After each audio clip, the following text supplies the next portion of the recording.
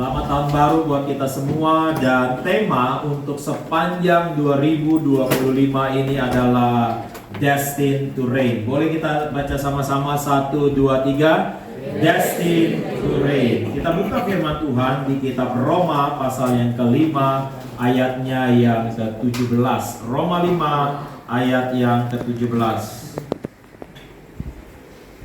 Kita akan baca sama-sama satu ayat ini menjadi ayat utama sepanjang 2025 pada hitungan yang ketiga. 1, 2, 3. Sebab jika oleh dosa satu orang maut telah berkuasa oleh satu orang itu, maka lebih benar lagi mereka yang telah menerima kelimpahan kasih karunia dan anugerah kebenaran akan hidup dan berkuasa oleh karena satu orang itu, yaitu Yesus Kristus. Di abad ke-15, Bapak Ibu sekalian, ada seorang shogun di Jepang, ya. Shogun itu adalah pemimpin gitu ya. Nah, itu dia menerima cenderamata sebuah cangkir yang sangat indah, saudara. Ya, nama shogunnya adalah Ashikaga Yoshimitsu. Di abad 15 dia menerima cangkir emas yang luar biasa indahnya, tetapi dia tidak sengaja menjatuhkannya sehingga pecah. Nah, dia mengembalikan pecahan-pecahannya ini ke kawannya yang memberikan, ya, siapa tahu bisa diperbaiki di wilayah China tersebut. Tetapi sudah dicari begitu banyak orang yang ahli, tidak dapat menemukan. Akhirnya barang ini balik lagi ke Jepang. Lalu banyak pengrajin di Jepang berusaha untuk memperbaiki, dan akhirnya mereka berhasil memperbaiki, bahkan jauh lebih baik daripada sebelumnya. Bapak Ibu sekalian, boleh next slide.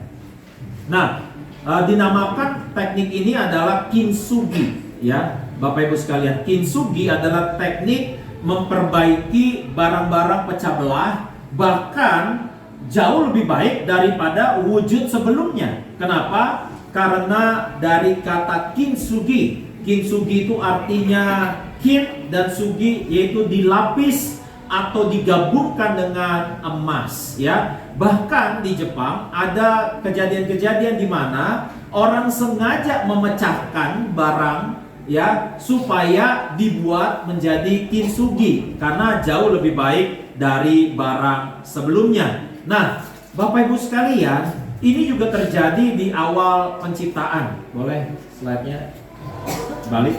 Di awal penciptaan, Bapak Ibu sekalian, kita sama-sama tahu bahwa manusia, yaitu Adam dan Hawa, itu memerintah bersama Allah. Katakan bersama saya, memerintah. Tema 2025 ini adalah saudara dan saya itu ditakdirkan, itu memang diciptakan untuk memerintah di dalam kehidupan ini. Firman Tuhan tadi berkata bahwa sebab jika oleh dosa satu orang maut telah memerintah, maut telah berkuasa oleh satu orang itu, maka lebih benar lagi mereka yang telah menerima kelimpahan kasih karunia dan anugerah kebenaran akan hidup dan memerintah, akan hidup dan berkuasa oleh karena satu orang itu, yaitu Yesus Kristus. Kita sama-sama tahu bahwa manusia akhirnya tidak lagi memerintah karena manusia memilih apa yang menjadi pilihannya, dan mereka jatuh di dalam dosa, dan seluruh dunia ikut jatuh di dalamnya. Gambar yang saudara lihat menurut saya bisa mewakili kondisi yang namanya jatuh, yaitu daun yang kering. Bapak Ibu sekalian, kalau kita ketemu daun yang kering, ya, maka kalau Bapak Ibu lihat dia akan sangat mudah tertiup angin. Orang-orang yang hatinya kering, yang kebahagiaannya kering, maka akan sangat mudah ditiup oleh tren, ditiup oleh yang namanya omongan orang, ditiup oleh yang namanya apa yang menjadi, ya, yang lagi viral dan sebagainya. Dan kalau kita lihat daun yang kering, coba aja saudara pegang daun yang kering. Coba kalau saudara pegang daun yang kering, maka daun itu akan lebih mudah apa?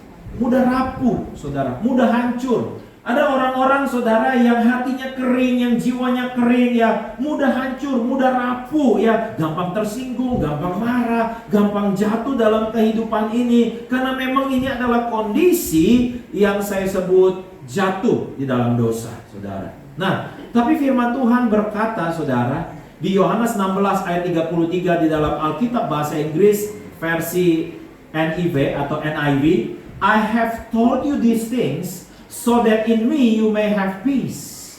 Kita berkata, Yesus bilang, aku berkata demikian supaya kamu memiliki damai sejahtera.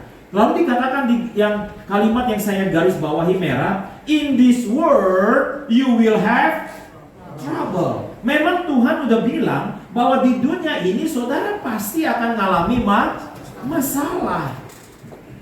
Tetapi orang yang berkuasa, orang yang ditakdirkan memerintah bersama Allah, dikatakan sama Yesus, ada kelanjutannya, but take heart. Artinya apa? Ingat, kuatkan hatimu. I have overcome the world. Saya sudah mengalahkan dunia.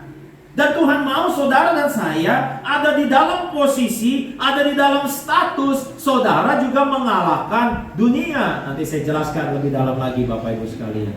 Tuhan punya satu rencana bahwa Dia akan menciptakan kembali saudara dunia ini yang disebut sebagai penciptaan kembali. Saya udah baca Alkitab dari Kejadian sampai Wahyu ya. Sebelumnya saya ucapkan selamat buat Bu Esther udah menyelesaikan Alkitab. Saya bangga, saya senang, saya dorong kita semua terus baca. Saya udah baca Alkitab Kejadian sampai Wahyu itu lebih dari 15 kali saudara. Tapi waktu saya lagi menyusun khotbah ini saya susun hampir 1 bulan saudara. Saya ketemu satu ayat ini, saya pikir kok saya baru kayaknya baca ayat ini ya. Saya kayaknya udah baca berkali-kali bolak-balik Alkitab saudara. Ayat ini bilang apa saudara di Matius 19 ayat 28. Kata Yesus kepada mereka, aku berkata kepadamu apa? Sesungguhnya pada waktu apa? Stop dulu. Jadi akan ada penciptaan. Kalau saudara belajar tentang akhir zaman, saudara nggak akan ada kutipan ayat ini.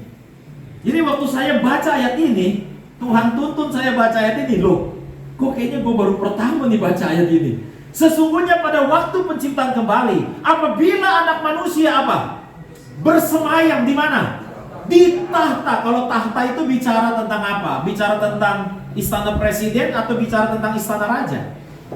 Istana raja. Bersemayam di atas tahta kemuliaannya, kamu, katanya, kamu yaitu saudara dan saya yang telah mengikut aku akan apa? Duduk juga.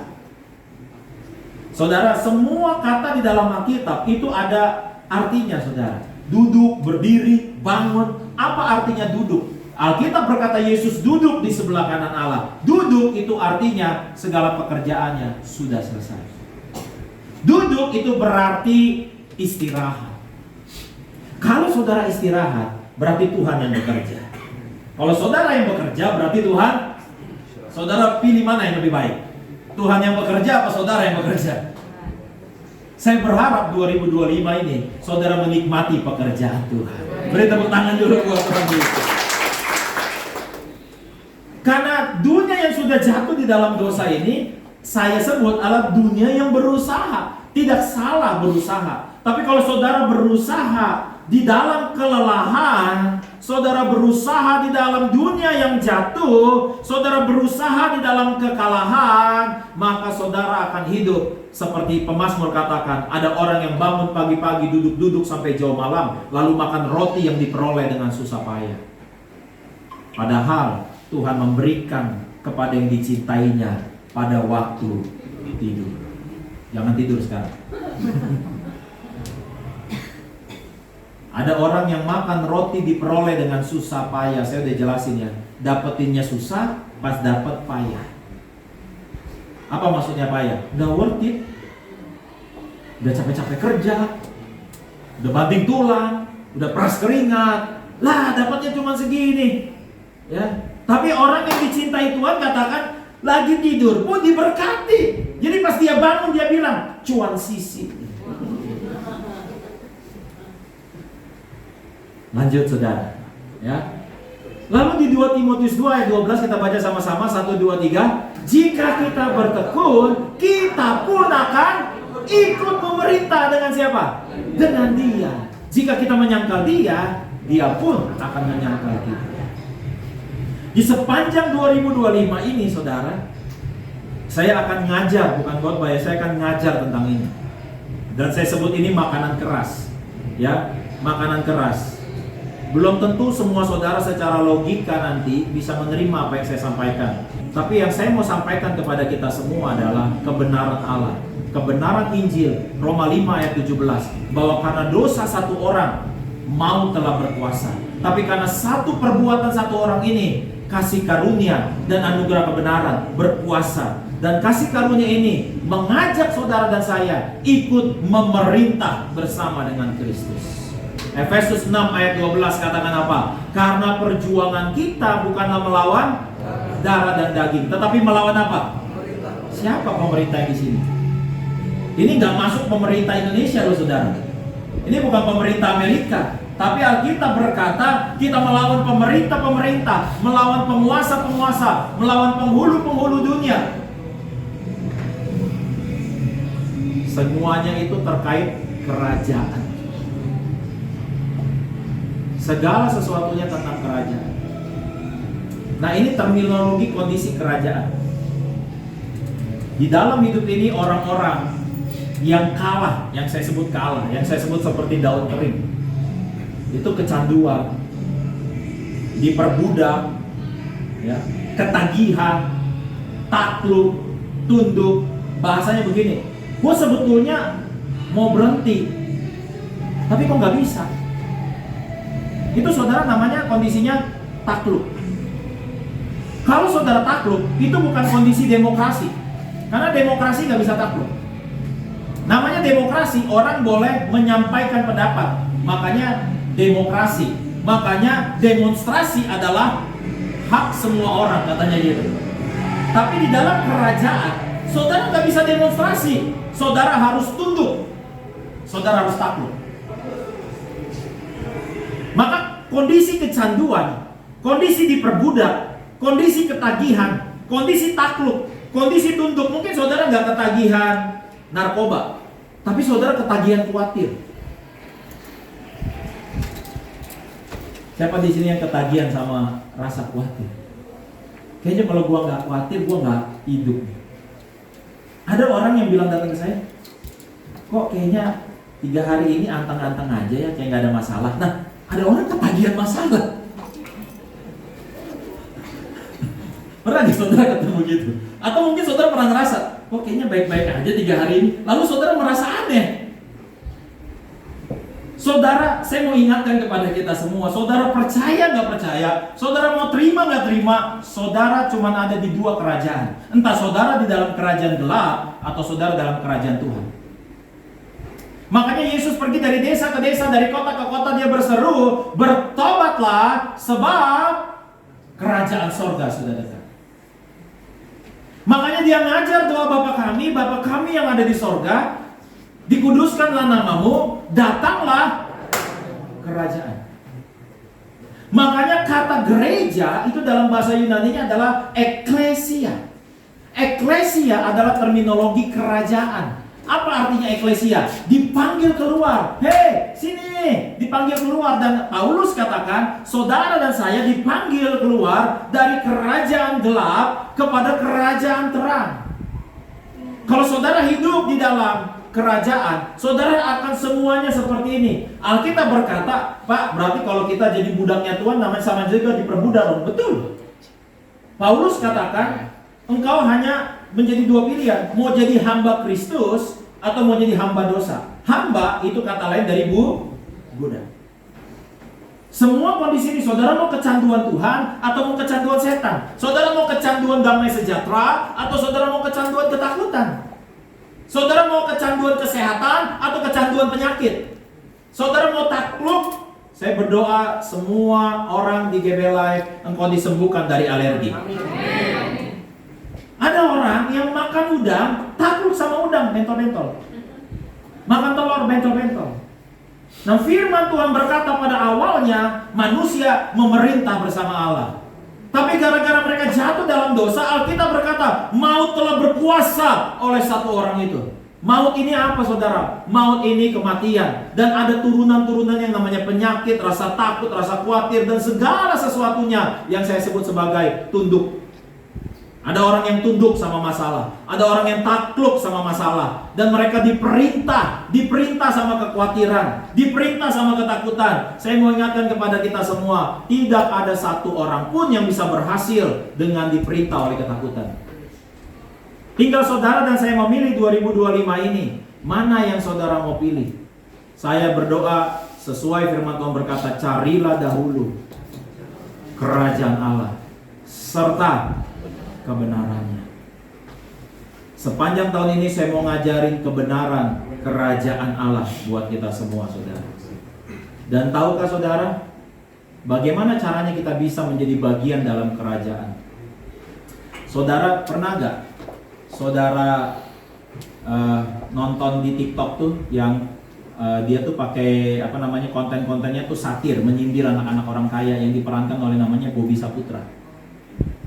Lalu dia katakan apa? Apa rahasia sukses? Rahasia sukses adalah menjadi profesional son, katanya. Rahasia sukses adalah ya jadi anak orang kaya. Karena untuk menjadi orang kaya katanya buktinya cuma dua. Saudara punya ya akte tanah atau saudara punya akte lahir anak orang kaya. Saudara, kalau saudara mau jadi presiden, semuanya punya kesempatan. Saudara tinggal masuk partai, saudara ikut pemilu, saudara bisa jadi presiden. Atau kalau saudara ke China, nama sistemnya komunis. Sama juga, presidensial juga, yang kuat, partai yang menang, masuk. Tapi kalau mau menjadi bagian dalam kerajaan, saudara mau jadi anak raja, saudara mau jadi raja, saudara gak bisa ikut namanya pilraj, pemilihan raja. Ya, ada pilpres, pileg, gak ada pemilihan raja. Karena raja itu bisa disebut raja karena dia lahir dari anak raja. Dia harus lahir sebagai anak raja untuk menjadi raja. Makanya saudara dan saya menjadi bagian dalam kerajaan Allah. Yesus berkata, kamu harus dilahirkan kembali. Nah, waktu saudara lahir baru di dalam Kristus, saudara anak raja. Bilang kanan kirinya, kamu anak raja. Walaupun saudara kering kantongnya, seperti daun kering tadi, saudara tetap anak raja. Walaupun tadi saudara kesini naik angkot, saudara tetap anak raja. Dari sekolah minggu kita udah diajar tuh, aku anak raja, engkau anak raja, kita semua anak raja. Ya, ini yang harus disadari, saudara anak raja. Kalau saudara anak raja, saudara yang memerintah, saudara yang mengontrol diri saudara sendiri. Ketakutan mau datang menghampiri saudara, saudara bilang stop.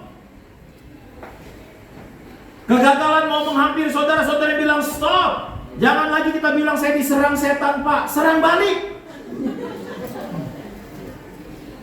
Sampai-sampai setan bersaksi, kemarin saya diserang sama Bu Lina, kemarin saya diserang sama Bu Joyce. Saudara harus serang balik karena saudara anak raja. Saya mau kasih satu ini, saudara. Ini satu hal yang mungkin membuat saudara kaget. Saya mau kasih tunjuk kepada saudara silsilah Yesus Kristus. Saudara mau lihat gak silsilah Yesus Kristus gambarnya seperti apa? Nih, saudara baca dari awal. Adam apa? Habis Adam, Set, Enos, Kenan, Mahalaleel, Yared, Henok, Metusala, Lamek, Nuh, Sem, Arpaksad, Sela, Eber, Pelek, Rehu, Seruk, Nahor, Tera, Abram, Ishak, Yakub, Yehuda, Peres, Hezron, Ram, Aminadab, Nahason, Salmon, Boas, Obed, Isai, Daud, Salomo, Rehabeam, Abia, Asa, Yosafat, terus Yusuf, Yesus Kristus. Habis Yesus Kristus siapa?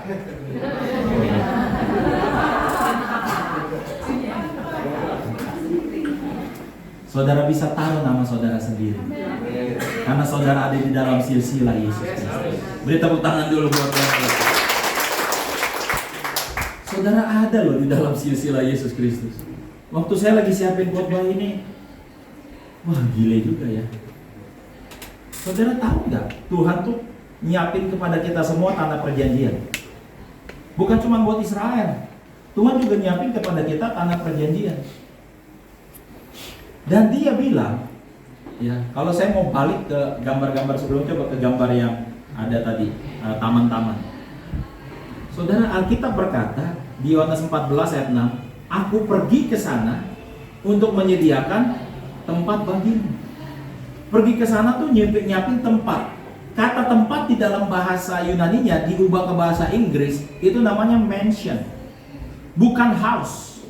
Bukan house. Mansion. Kalau house itu cuma rumah, ukuran 36, ukuran 90, ukuran 100. Kalau mansion itu istana seperti ukuran istana Inggris.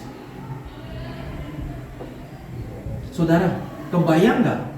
Hanya untuk seorang payuli, Tuhan siapin mansion. Padahal rumahnya di dunia aja nggak sebesar istana.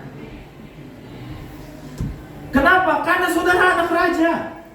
Saya baru ngerti, makanya firman Tuhan berkata, satu orang bertobat, seisi sorga apa? Mungkin saudara nggak dengar kan sorakannya. Saudara nggak lihat kan sorakannya. Tapi waktu saudara bertobat, itu sorga. Kenapa? Karena anak raja. Kerajaan itu selalu terkait pesta. Kerajaan itu selalu terkait pengagungan. Kerajaan itu terkait selalu mulia, saudara. Nah, tapi iblis bertahun-tahun, menurut saya, berhasil masuk ke dalam logika manusia demi manusia, bahwa kita semua hanyalah korban kehidupan ini. Korban orang tua, korban saudaranya, korban kehidupan, korban penderitaan. Padahal saudara dan saya itu ditakdirkan untuk memerintah bersama Kristus. Karena saudara ada di dalam silsilah Yesus Kristus. Sama seperti pertanyaan saya beberapa waktu yang lalu. Kalau opung saya di usia 5 tahun meninggal, apakah saya ada? Nggak ada. Kalau opung saya naibaho, makanya saya jadi naibaho. Saudara dan saya berdosa karena kita lahir dalam silsilah manusia yang berdosa. Saudara nggak perlu lakukan dosa, saudara lahir sudah berdosa. Dan maut berkuasa, makanya ada orang yang sakit, ada orang yang celaka, ada orang yang gagal. Semua ini adalah ekspresi dari maut yang berkuasa karena satu orang itu. Saudara nggak usah minta sakit, tapi sakit. Tadi pagi saya udah dapat WhatsApp dari 2 orang yang sakit. Musim inilah, musim itulah. Tuhan bukan hanya mau saudara mendapatkan kesembuhan ilahi, tapi lebih dari itu, saudara dapat kesehatan ilahi. Mana buktinya Pak Jin? Waktu Yesus berjalan di bumi, dia ketemu orang kusta. Alkitab bilang apa?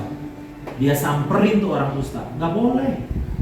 Di dalam adat istiadat Yahudi, orang yang sakit kusta itu harus berteriak, najis, najis. Dan siapapun orang yang menyentuh orang kusta menjadi najis dan ketularan kustanya. Tapi berbeda dengan Yesus, karena Yesus memerintah, karena Yesus tidak tunduk sama sakit penyakit, karena Yesus tidak takluk sama sakit penyakit. Yesus samperin itu orang kusta, Yesus pegang. Sebelumnya nggak ada satu orang pun yang berani pegang. Kebayang kalau saudara jadi anak orang kusta, lalu saudara ketularan kusta dari sejak saudara kecil. Berarti saudara nggak pernah mendapat sentuhan orang siapapun. Di abad 13 ada kaisar di Eropa namanya Frederick II, melakukan eksperimen yang sangat kejam, membagi 2 kelompok sejumlah bayi. Kelompok yang pertama diganti popoknya, dikasih susu, dielus-elus, ditimang-timang, disayang-sayang. Kelompok yang lain cuma diganti popok dan dikasih susu, tapi tidak disentuh, tidak dielus, tidak ditimang-timang, tidak disayang-sayang. Dalam waktu 2 minggu, kelompok bayi yang kedua, walaupun diganti popoknya, walaupun dikasih susu, meninggal semuanya. Di dalam ilmu psikologis, katanya ada the power of touch, kuasa sentuhan. Orang perlu disentuh, disayang, dibelai. Bagaimana kalau dia orang sakit kusta dari lahir? Siapa yang mau sentuh dia? Tapi hari itu Yesus datang ke orang kusta dan Yesus pegang.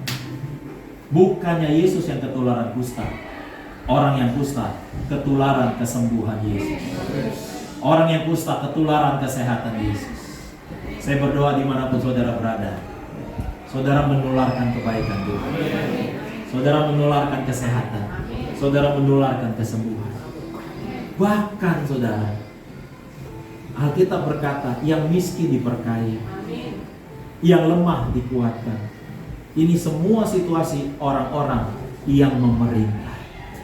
Sepanjang 2025 ini, saya rindu untuk mengajak saudara bagaimana kita bisa memerintah bersama Allah. Saudara bawa pulang satu kebenaran awal ini dulu, bahwa saudara bisa memerintah bersama Allah. Syaratnya cuma satu, saudara nggak bisa memilih raja. Raja yang pilih rakyatnya. Makanya Injil Yohanes berkata, bukan kamu yang pilih aku, tapi aku yang pilih kamu. Saudara dipilih sama Tuhan, bukan karena apa-apa. Ada yang bilang sama saya dulu sekolah teologi, kenapa Tuhan pilih Abraham? Oh karena Abraham orang baik. Oh karena Abraham orang setia. Oh karena Abraham menyembah Tuhan yang satu, monoteisme. Lalu saya angkat tangan di kelas, dan dosen itu bertanya, menurut kamu Junianto, kenapa Tuhan pilih Abraham? Saya jawab, suka-sukanya Tuhan. Suka-sukanya Tuhan. Dan Tuhan suka pilih saudara. Tuhan pilih saudara menjadi bagian dalam kerajaan Allah. Dan saya yakin dan percaya 2025 ini kita nggak lagi diperintah sama kekhawatiran. Kita nggak lagi bangun pagi dengan kepala mumet banget. Kayaknya banyak banget yang diurusin. Kayaknya pusing, nanti gimana. Tadi saya sebut tentang tanah perjanjian. Saudara, waktu bangsa Israel masuk tanah perjanjian, tahu apa yang mereka nikmatin?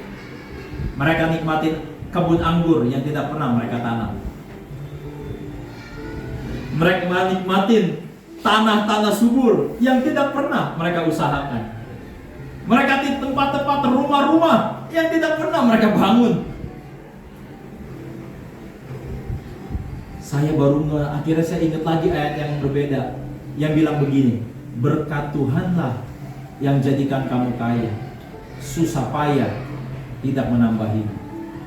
Kalau memang kita 2025 ini bisa menikmati apa yang belum pernah kita lihat dengan mata, belum pernah kita dengar dengan telinga, belum pernah timbul di dalam hati, baru kita bisa ngomong, ini semua karena siapa yang mau menikmati berkat Tuhan? Siapa yang mau melihat apa yang belum pernah dilihat dengan mata, belum pernah didengar dengan telinga, sehingga kita bisa bilang, God, you're so good. God, you're so good.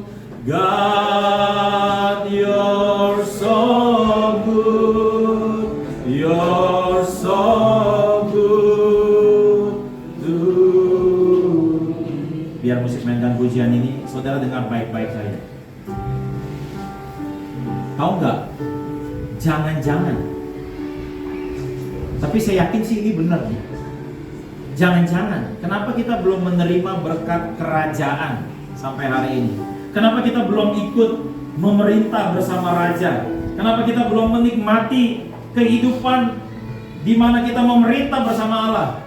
Jangan-jangan karena kita pakai sistem demokrasi.